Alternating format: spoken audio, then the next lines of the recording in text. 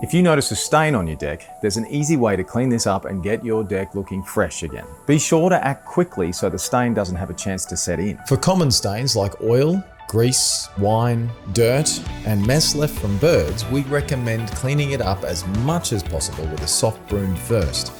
Then apply a mixture of detergent with warm water or sugar soap for a better result.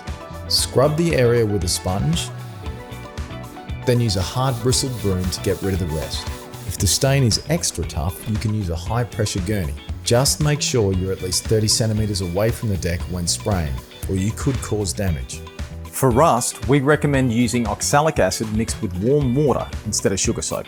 For extra heavy grease and oil stains, check with your local hardware store for sodium carbonate solutions specific for that stain type. You should try to dry sweep your deck weekly and sponge wash your deck periodically throughout the year with a mixture of household detergent and warm water.